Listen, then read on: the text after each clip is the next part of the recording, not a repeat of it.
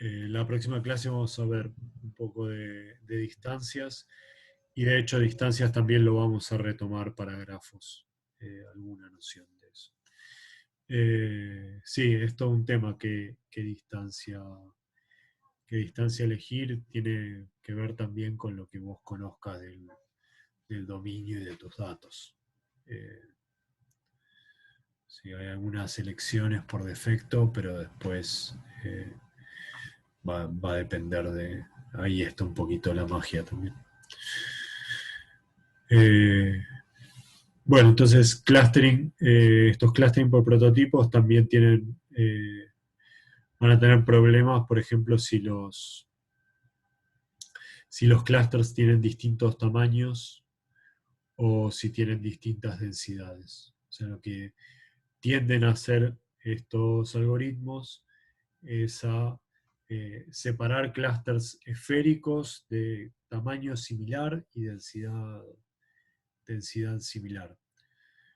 Eh, Básicamente porque si lo piensan, por ejemplo, en estos que tienen, en el de arriba, que tienen densidad similar pero tamaño distinto, eh, si yo tengo este punto, que es un redondelito, y que en realidad pertenece al clúster grande, va a estar mucho más cerca del centroide del chiquito. Y lo mismo casi todos estos puntos que están por acá. Entonces, los puntos que están en el borde va a tender a meterlos en el clúster este más chico y armar todos clústeres del mismo tamaño. Entonces, para esos distintos problemas hay distintas soluciones y hay otros ejemplos. Vamos a ver algunos en este rato que nos queda de materia. Entonces, el primero es uno que se llama clustering por densidad.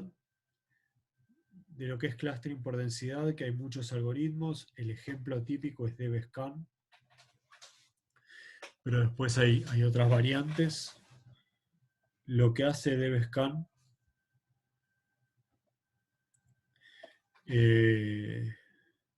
ustedes pregúntenme, a mí me es fácil contarlo contándoles el algoritmo, pero párenme en lo que no se entienda. Lo que va a hacer DBSCAN es elegir un entorno de cada punto, ¿sí? De tamaño EPS, elegir este entorno y después va a definir tres tipos de puntos. Lo que va a llamar punto semilla, que eso lo que va a definir es si dentro de ese entorno hay vecinos. Entonces, si dentro del entorno que definió hay vecinos, va a decir, bueno, este es un punto semilla. Si dentro de ese entorno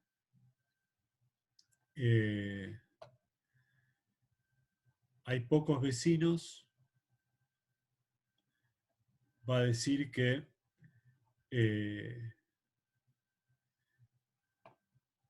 si dentro de ese entorno hay pocos vecinos, se va a fijar si esos vecinos no son puntos semilla, entonces es ruido. Y si esos vecinos son puntos semilla, entonces es un borde. Y lo que va a hacer es fijarse todos los puntos semillas que estén unidos, los va a ir uniendo. Entonces, si el entorno de mi punto, vamos a dibujar,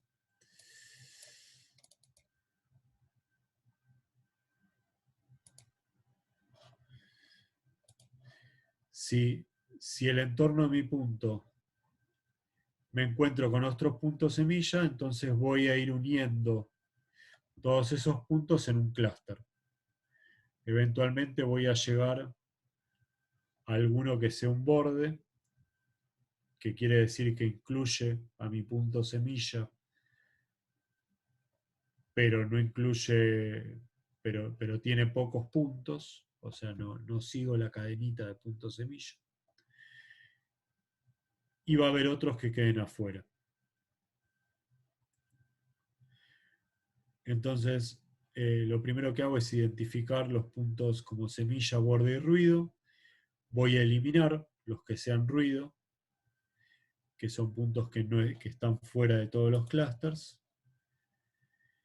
Y después voy a unir todos los elementos semilla que se encuentren a menos distancia que este EPS, es decir, que se encuentren cada uno en el entorno del otro. Entonces, cada grupo de elementos semilla que están conectados entre sí los voy a definir como un clúster. Y lo último que voy a tener que hacer es estos puntos que son borde, los voy a asignar a algún clúster. Me podría pasar que un borde contenga dos puntos semilla de clústeres distintos. Llegado a ese caso voy a tener que desempatar de alguna manera, pero voy a terminar asignando todos los bordes a algún clúster. Entonces el ejemplo típico, la imagen que van a encontrar por todos lados, es este tipo de datos, donde tengo zonas de alta densidad y zonas de baja densidad. Esto, por ejemplo, es útil, si esto de hecho se parece a letras, yo sí, para procesamiento de imagen se usa bastante, pero en general casos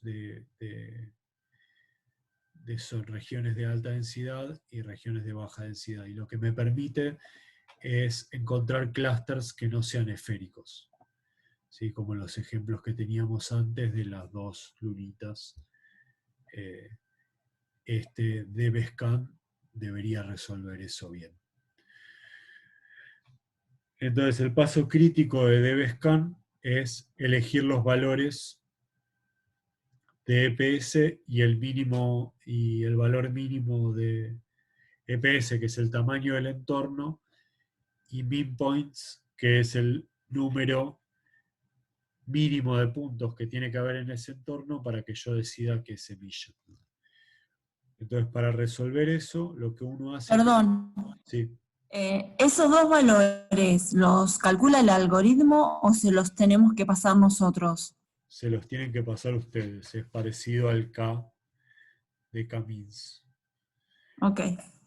Entonces, la forma de elegir estos valores es a partir de un gráfico que tiene esta pinta. Lo que uno va a graficar es la distancia al késimo vecino más cercano. Típicamente ese valor es 4 o 5, pero puede depender un poquito de los datos, así que en general uno explora un poco. Entonces uno va a agarrar la distancia al késimo vecino, que si lo piensan en este ejemplo, este punto A, este sería el primer vecino, el segundo vecino, el tercer vecino, el cuarto vecino, el quinto vecino, y bueno, este B es el sexto vecino. Entonces, más o menos uno elige una distancia al késimo vecino, y después en el eje X va a ordenar todos los puntos en función de la distancia al késimo vecino. Entonces, estos de acá, estos primeros puntos, son todos puntos en el que por ejemplo, el cuarto vecino está muy cerca, y estos de acá son puntos en donde el cuarto vecino está muy lejos. Entonces, la forma de interpretar este gráfico es viendo que, en general, si hay clusters, lo que voy a encontrar es que hay una región chiquitita donde hay pocos valores que tienen distancia al cuarto vecino muy lejana. Y esos son típicamente puntos ruido. Por ejemplo, este. Acá está el primer vecino, el segundo vecino, el tercer vecino, y que este es el cuarto vecino. que está más o menos lejos. O sea, perdón, ahí donde decís cuarto vecino, ahí está suponiendo que la mínima cantidad de puntos es. Me estás diciendo que la distancia al cuarto vecino es mayor al EPS. Acá todavía no Ahí. elegí cuál es mi EPS. O sea, a partir de este gráfico voy a Okay. querer elegir el EPS.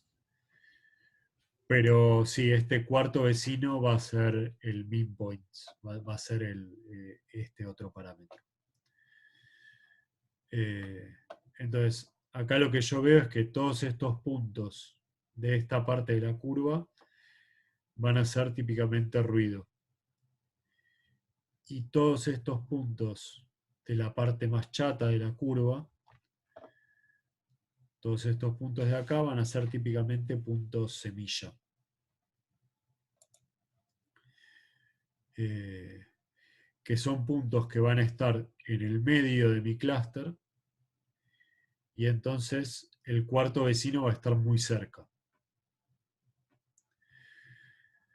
Entonces lo que uno usa como criterio, bueno, y los puntos que están en el medio, por acá van a ser todos estos puntos borde, en donde el cuarto vecino, bueno, va a estar más o menos lejos.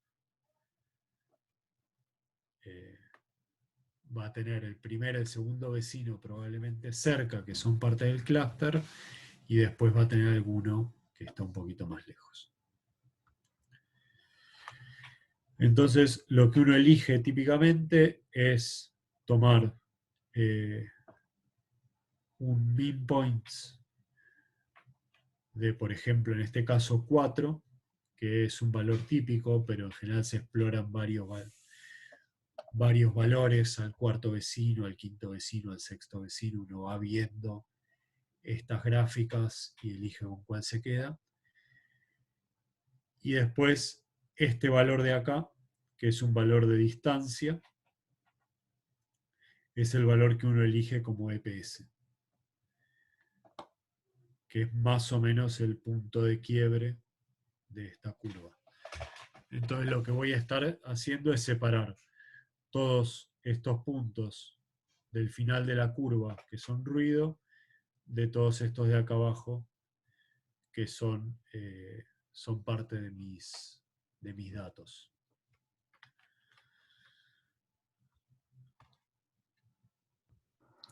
Entonces lo bueno de DevScan, bueno, ¿alguna duda sobre? Una pregunta, ¿ese gráfico a la derecha es algo como con lo que contás de entrada, es como parte del análisis exploratorio? O sea, antes de decirle cómo vas a hacer los clustering, cuál va a ser tu EPS, es como el PCA cuando elegís la cantidad de componentes, ¿es algo que sale o es algo que también tenés que iterar varias veces y ver distintas curvas? No, este es algo que tenés que lo calculás antes de correr el DevScan. O sea, lo calculás antes de correr el algoritmo. O sea, recibís tus datos y lo primero que haces es hacer este gráfico. Bueno, los limpias un poco y después te generás este gráfico. Y típicamente uno se genera este gráfico con el cuarto vecino, el quinto vecino, el sexto vecino, un par de valores y se fija cómo cambia. Y a partir de este gráfico es que sacás los parámetros que después vas a usar para el algoritmo. Juan, discúlpame. ¿Sí? Entonces ahora la dificultad es que en vez de tener un parámetro, como en el Camin que tenía el K, acá tengo que definir dos, que la ventaja es que lo puedo sacar de ese gráfico si hago ese gráfico, ¿no? Sí, sí.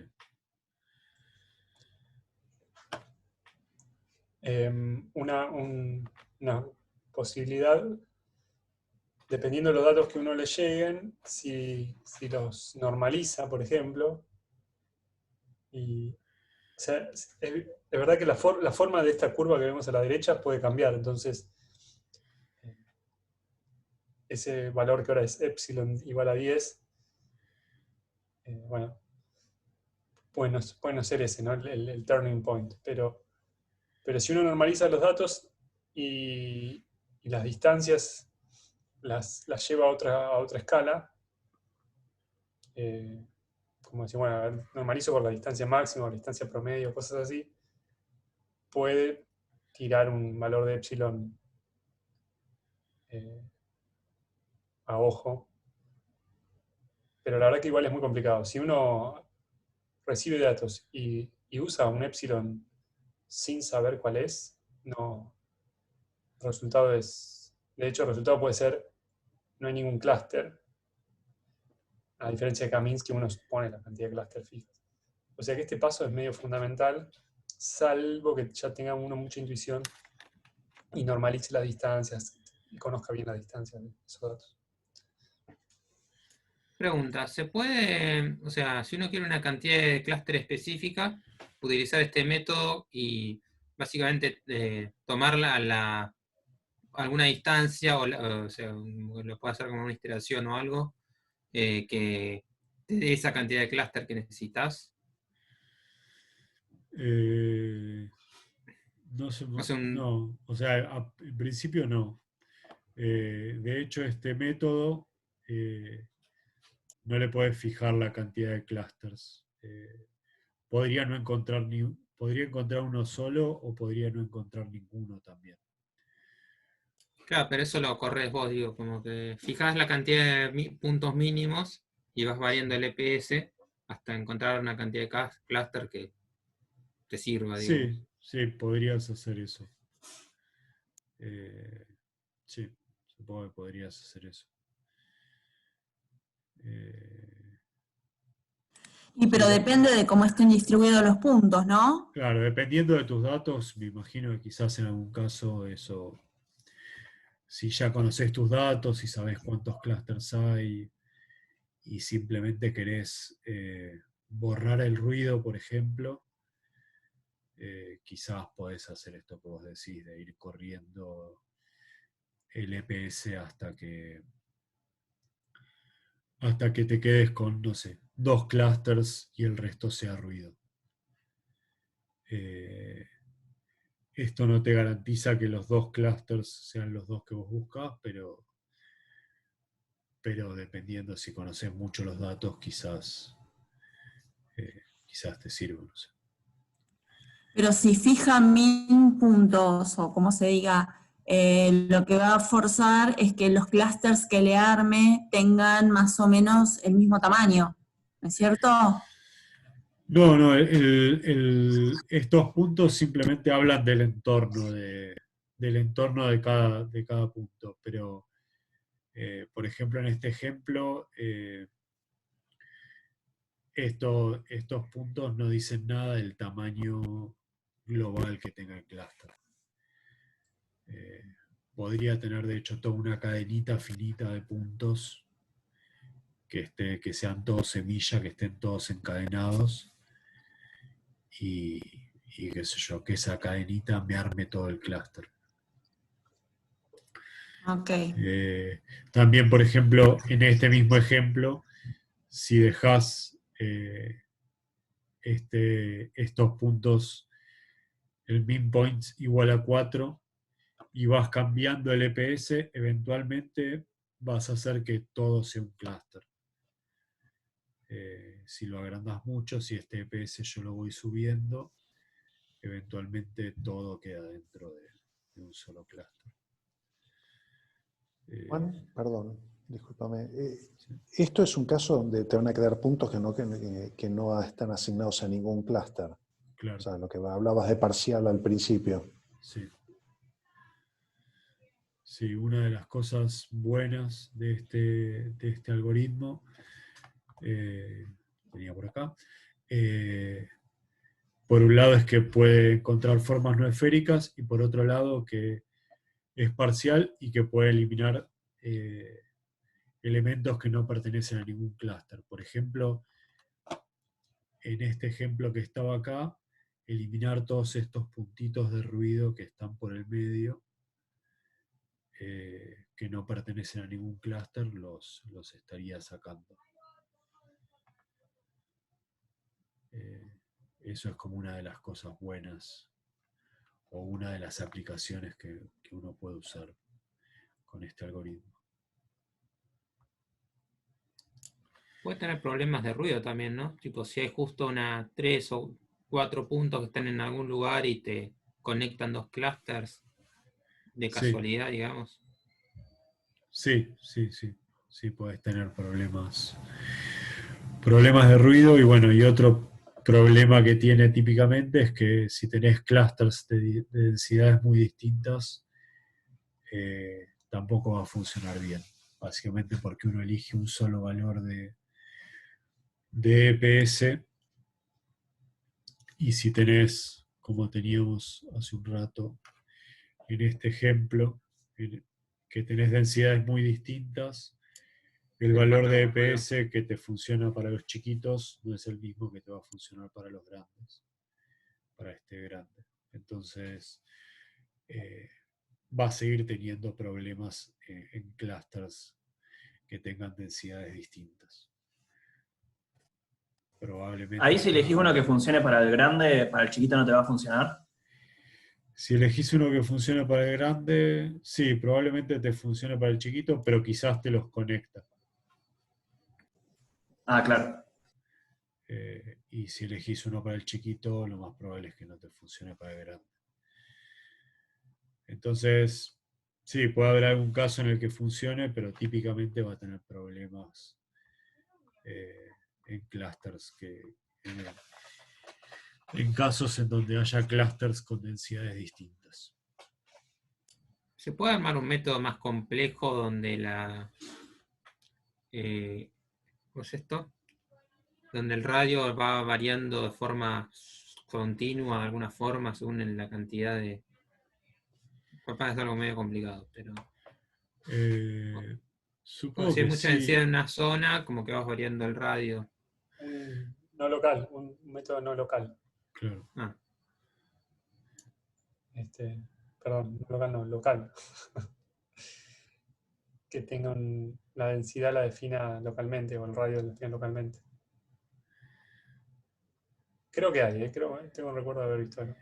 Sí, debe haber. Pierde un poquito también la gracia en el sentido de que uno eh, con este método justamente quiere deshacerse del ruido. Entonces, si vos le permitís cambiar, quizás estas cadenitas que están acá te las empieza a detectar como clusters y en principio no es algo deseable. Pero bueno, también depende de la aplicación que puede ser interesante. Eh,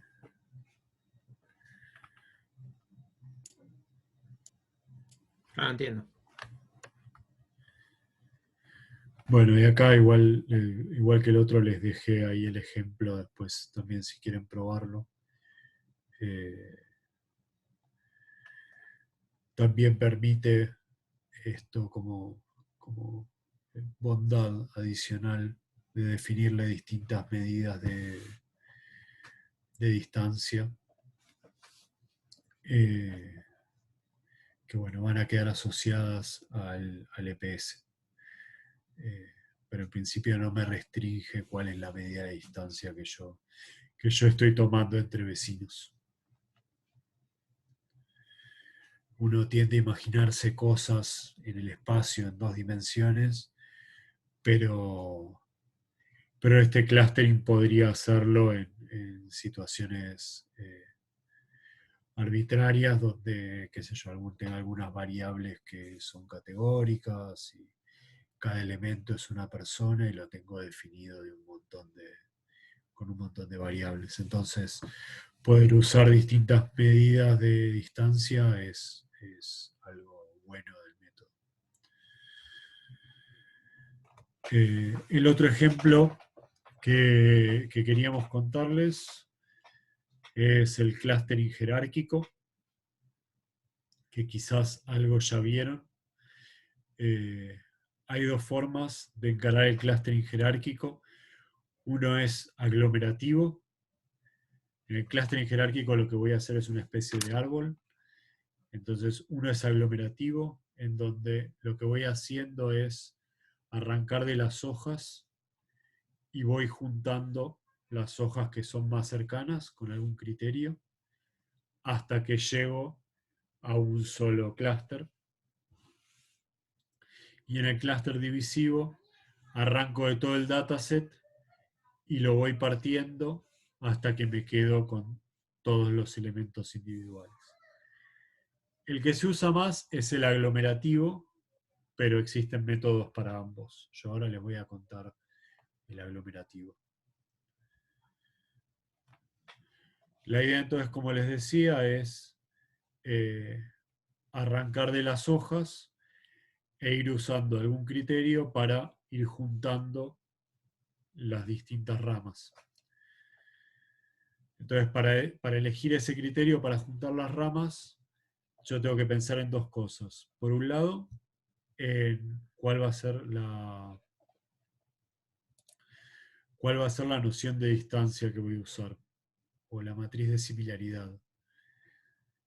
Y por otro lado, cuando tengo, por ejemplo, ya salí de las hojas individuales y tengo dos ramas y quiero medir la distancia entre las dos ramas,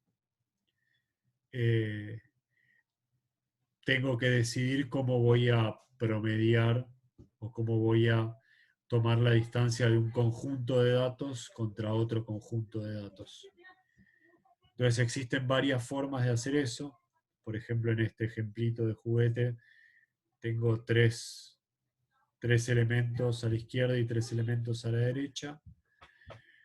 Entonces existen métodos que vienen, por ejemplo, más del lado de grafos, son estos, que es tomar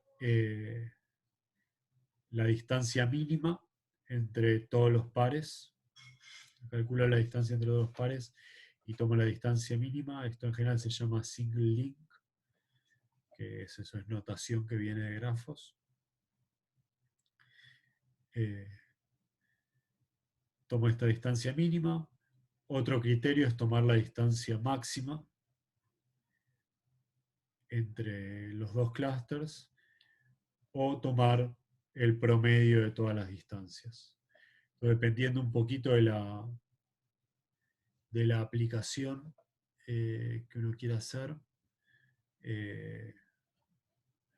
va a elegir algo distinto y dan resultados levemente distintos. Vale la pena explorarlo o pensarlo un poco. Hay otras medidas que se suelen tomar, por ejemplo, este método se llama de Ward, que lo que hace es minimizar el incremento en la suma de los errores cuadráticos. Entonces, lo que voy a hacer es mirar el error, cómo cambia el error cuadrático al juntar estos dos grupos.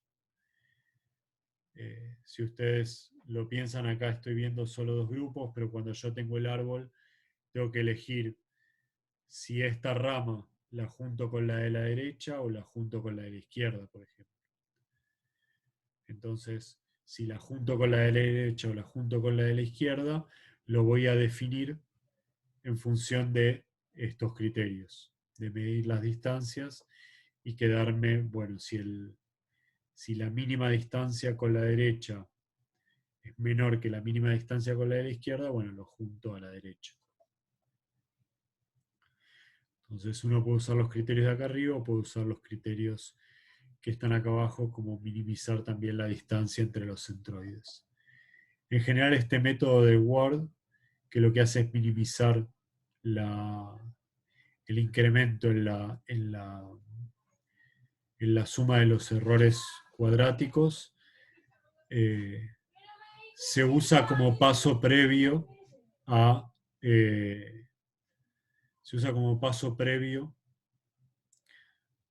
cuando yo después quiero calcular, quiero elegir los puntos iniciales para K-medias. Entonces muchas veces lo que se hace es correr un clustering jerárquico con este criterio, que va a estar mirando el error cuadrático, pero de una forma más local, fijándose de juntar cosas que hagan que este error cuadrático no crezca mucho. Pero un problema que tienen estos clustering jerárquicos es que siempre está mirando cosas locales. Nunca usa un criterio global.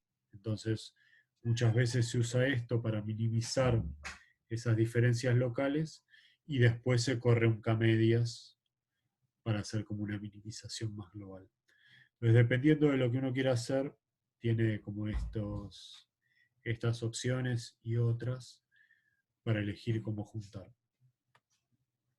Entonces, lo que uno hace es computar la matriz de similaridad, ir juntando los más cercanos e ir actualizando la matriz de similaridad con los elementos que van quedando.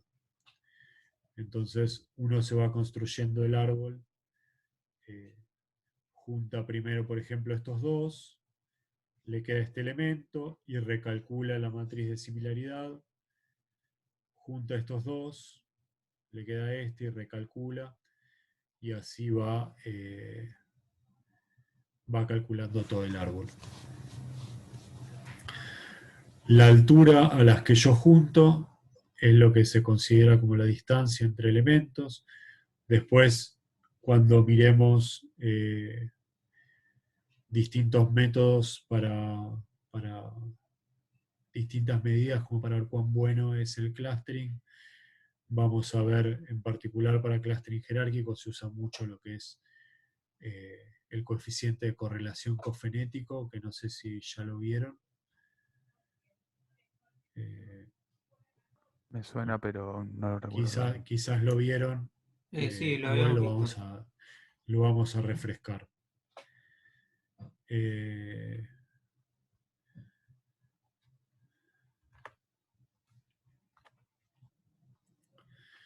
Entonces, bueno, como les decía antes, se puede usar para inicializar K-medias, o al revés, se puede usar K-medias para refinar un clustering jerárquico. Tiene de bueno que aporta una noción de jerarquía entre grupos. Entonces, muchas veces sirve para hacer una exploración inicial de los datos. Por ejemplo, si yo miro estos datos, bueno, puedo pensar que voy a tener dos. Alguien preguntaba hace un rato cómo elegir el K. A veces se usa correr primero un clustering jerárquico. Entonces, mirando el clustering jerárquico, yo puedo mirar y decir, bueno, yo voy a tener probablemente una primera separación grande que me va a dejar a todos agrupados y a uno afuera, que va a estar más lejos que el resto.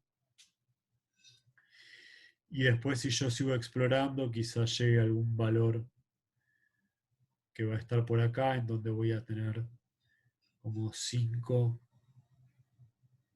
4 que van a estar separados y el 3 y el 6 agrupados. Entonces, bueno, uno puede darse una idea de jerarquía y de más o menos dónde van a estar apareciendo los clusters, que van a ser en los momentos en donde en donde haya mucha distancia entre que se junta una rama y se junta otra. La intuición es que si acá hay mucha distancia, quiere decir que yo fui como agrandando mis distancias y a medida que yo iba agrandando la distancia todavía no alcanzaba el 1. Entonces el 1 está bastante lejos del resto. Entonces uno se puede dar una idea de cómo uno va como agrandando la distancia y se van formando clusters, mirando este árbol. Entonces da una buena intuición para una exploración inicial. Y bueno, y lo que nos falta para generar clusters a partir de estos árboles, o a partir de estas especies de árboles, es algún criterio de corte para decir, bueno, ¿dónde corto? Corto por acá y me quedo con 5 clusters, o corto acá arriba y me quedo con 2 clusters, cuál es el mejor punto. Entonces eso lo vamos a ver con más detalle la vez que viene, pero se usa, por ejemplo, esta noción de distancia o de separación de distancias, y también se puede usar el coeficiente de correlación cofenético como método de validación de los clústeres. De vuelta, otra cosa buena de este clustering jerárquico es que también puede usar nociones de proximidad arbitrarias. Es decir, cuál es la matriz de distancias que yo uso es arbitraria y puedo usar tanto cosas continuas como cosas categóricas, etc. Medidas continuas o medidas categóricas, etc. Entonces, bueno, acá algún ejemplo de criterio. Uno va moviendo esta barra y se van formando estos distintos clústeres. Acá está, si quieren chusmear, pueden agarrar la notebook que yo les di antes y en vez de correr K-medias, correr algún otro método de clustering como para empezar a probar. El aglomerativo viene dentro de scikit-learn. Y me queda clustering difuso, pero no sé cómo vienen ustedes. Son 3-4 diapos, pero quizás podemos dejarlo para la semana que viene, o se las cuento ahora, como quieran. Vi que la participación también fue decayendo, entonces... Bueno, depende de qué tan intenso es el... Y Por ahí podemos hacer una aproximación. tienen un par de cuentitas, son 4 diapos. Si quieren se las cuento y de última las repasamos la semana que viene. Dale un tirón y listo. Dale. Hacemos último tironcito entonces. Exacto. La idea de clustering difuso, en inglés fuzzy clustering, o también se llama fuzzy semins, lo van a encontrar con distintos nombres, en castellano clustering difuso. La idea es que cada elemento no queda asignado exclusivamente a un clúster, sino que se le asigna la probabilidad de pertenecer a cada uno de los clústeres. Viene de otros métodos más generales como lógica difusa, etc. Métodos difusos en general. Entonces la idea fundamental es esta de no tener que asignar exclusivamente cada elemento a un clúster. Entonces uno asigna una función de pesos, o también se llama función de membresía, o pesos de membresía, que dice cuán probable es que ese elemento esté asociado a un clúster dado.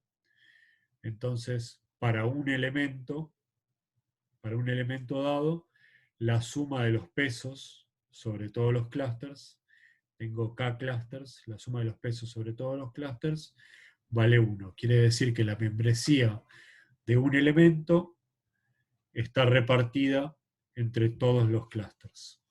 Eso quiere decir que en este caso es completo, digamos.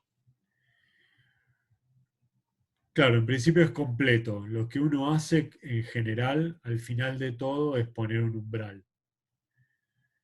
Y decir, bueno, en principio si el peso con el que estoy asignando este elemento a un clúster es 0,000001, bueno, en algún lado pongo un corte.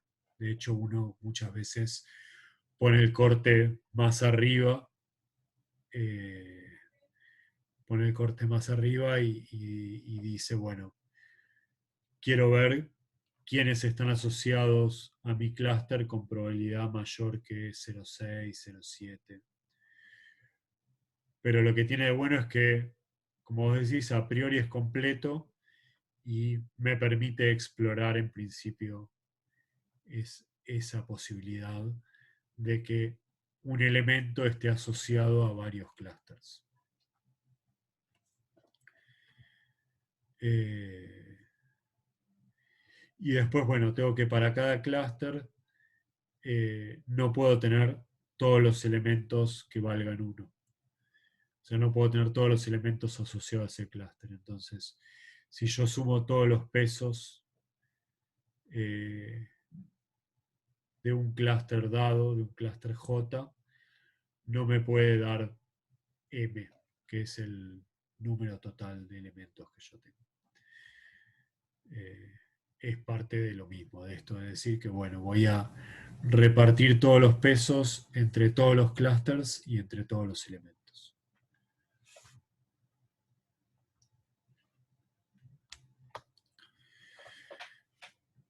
Entonces, esquemáticamente, el algoritmo lo que hace es inicializar los pesos.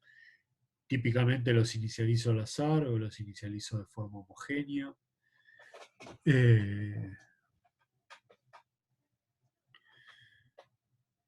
Y después lo que voy a hacer es, a partir de los pesos, calcular los centroides. Entonces, por eso se llama C-Means, porque en el fondo está haciendo algo parecido a K-Means, solo que lo está haciendo de forma pesada. En vez de ir asignando cada elemento a un solo clúster, está calculando como el promedio pesado para definir los centroides. Entonces, los centroides son el promedio pesado. Se deja la libertad de este parámetro P, que es un exponente que acompaña al peso. Si este exponente es 1, entonces estoy tomando los pesos. Si este exponente es más grande que 1, entonces yo estoy aumentando la importancia de los pesos. Y si bajo el exponente, estoy disminuyendo la importancia de los pesos.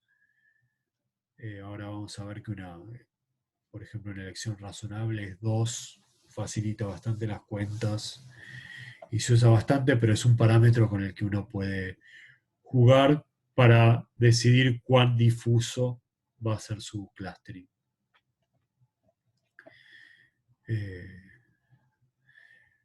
Entonces, lo que hace uno para definir el centroide es este promedio pesado, es básicamente los elementos por los pesos sumados, dividido, en vez de por el número de elementos, lo dividido por esta normalización, que es la suma de los pesos. Si todos los pesos valen 1, entonces esto de acá abajo es el número de elementos y tengo un promedio no pesado. Una vez que calculé los centroides, lo que uno hace es actualizar los pesos. En este caso, no voy a estar reasignando etiquetas como en K-medias,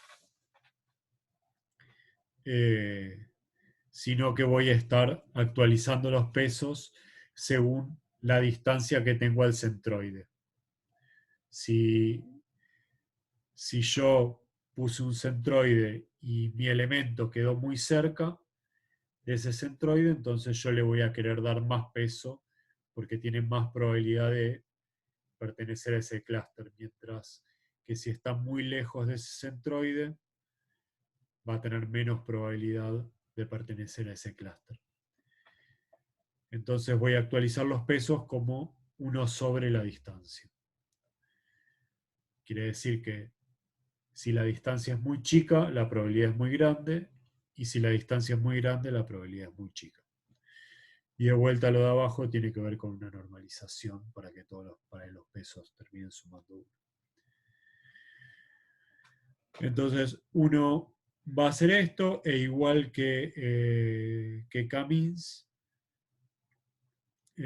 voy a iterar hasta que los centroides no cambien o puedo aplicar algún criterio sobre los errores cuadráticos con la sutileza de que los errores cuadráticos ahora tengo las distancias pesadas. antes, si se acuerdan, los errores cuadráticos lo que hacía es calcular la distancia de mi elemento al centroide del clúster al que pertenece mi elemento. En este caso, como mis elementos pueden pertenecer a cualquier clúster, tengo que hacer la distancia contra todos los centroides con los pesos. Entonces esta es la fórmula que me queda para el error cuadrático. Si usan, por ejemplo, un ejemplo que yo les decía, con P igual a 2, los pesos les quedan como 1 sobre las distancias al cuadrado, y es para hacer las cuentas y para interpretaciones más manejable, pero uno no está obligado a elegir P igual a 2.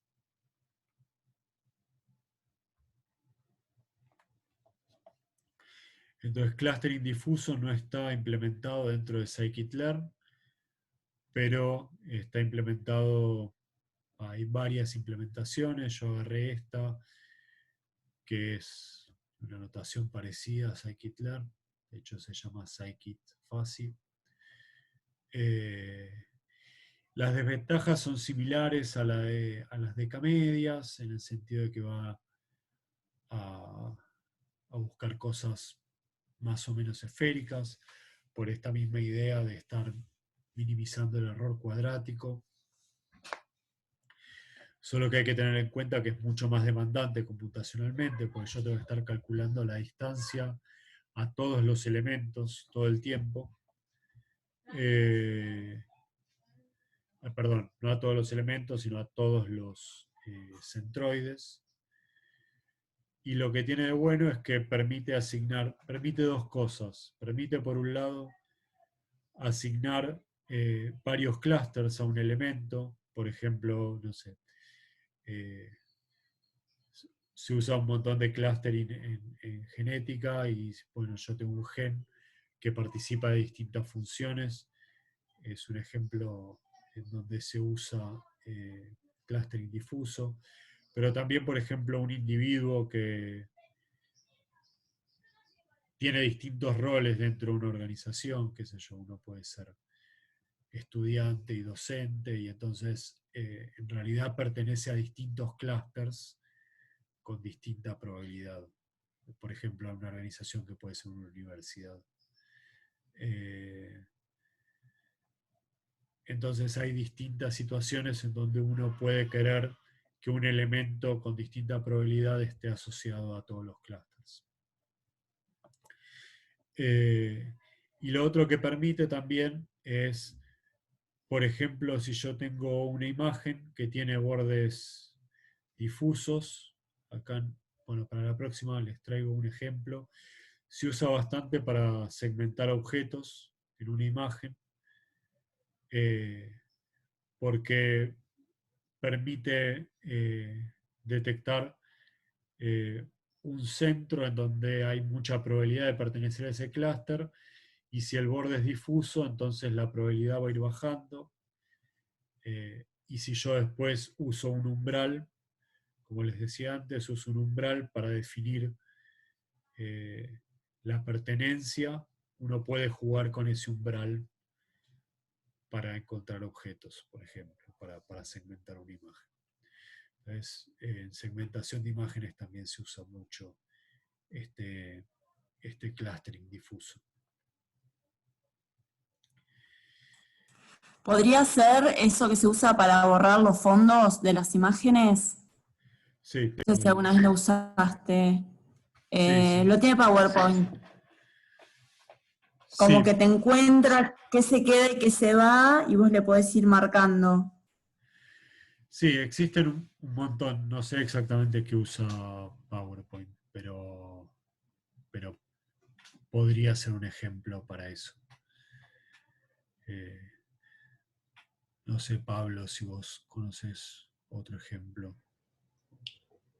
En su momento, hace muchos años, hice cosas con clustering de imágenes satelitales, y en realidad una cosa que uno le pone como un requerimiento es, porque a veces lo que uno lo que uno define es cuán parecido es un píxel a otro por colores, y después le tenés que poner el requerimiento de que estén cerca, como otra condición de comparación.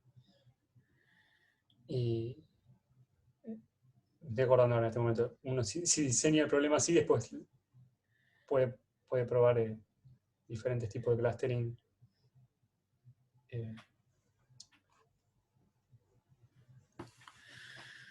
Sí, pero básicamente hace eso, o sea, vos le das una imagen y le querés sacar el fondo y solo te identifica qué sería digamos, lo que está en el centro de la imagen y qué sería el fondo. O sea, Claro. como que hace una especie de clustering.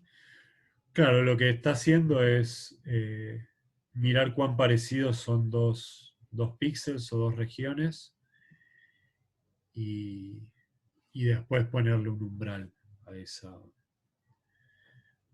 similitud. Y después lo que va haciendo es que si la pifió, te permite que vos le vayas marcando la Claro. zona que para vos entra o la zona que vos sale, y me imagino que debe actualizar los algoritmos o debe actualizar algo para entender mejor. Sí. La verdad no sé qué usar, pero puedo chusmearlo un poco para la próxima y te cuento. Si Está en todos lados eso, pero nada, era para saber nomás. Sí. Si alguno agarra una imagen que tiene un fondo parejo, como no sé, ahora acá se ve mi pared toda blanca, y uno hace un histograma de los colores, va a aparecer un pico con un color que en este caso es el que más aparece porque es el del fondo. Y si uno se imagina el espacio donde están los colores, es un espacio volumétrico, porque son RGB. Y si uno hace pone un umbral o una superficie que separe unos puntos de otros, ahí ya separa un color de otro y puede borrar el color que quiera borrar. Incluso ahí sin poner restricciones de que efectivamente estén cerca los píxeles entre sí. Si uno agrega eso, bueno, mejora mucho más. Pero en principio, lo que me estoy acordando más es justamente de cómo preparar los datos, porque después, una vez que los datos los tenés en el espacio adecuado, por ahí otro algoritmo de clustering Camins o algo sencillo también te funciona. Y bueno, eso era todo, era presentarles los métodos. En la próxima clase vamos a discutir un poco sobre estas medidas de distancia, proximidad, similitud y disimilaridad, que están todas relacionadas.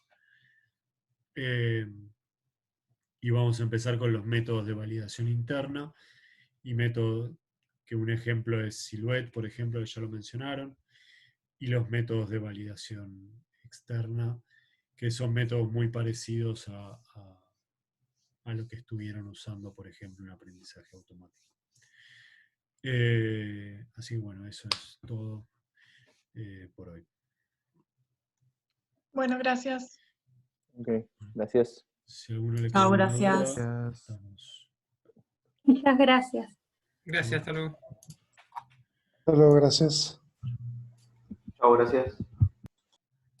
Hasta luego.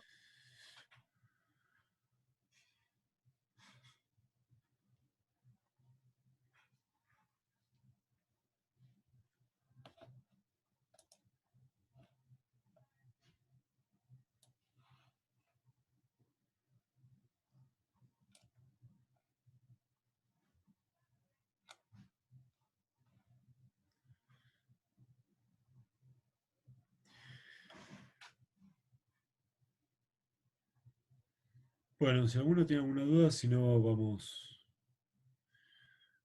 a cerrar el Zoom.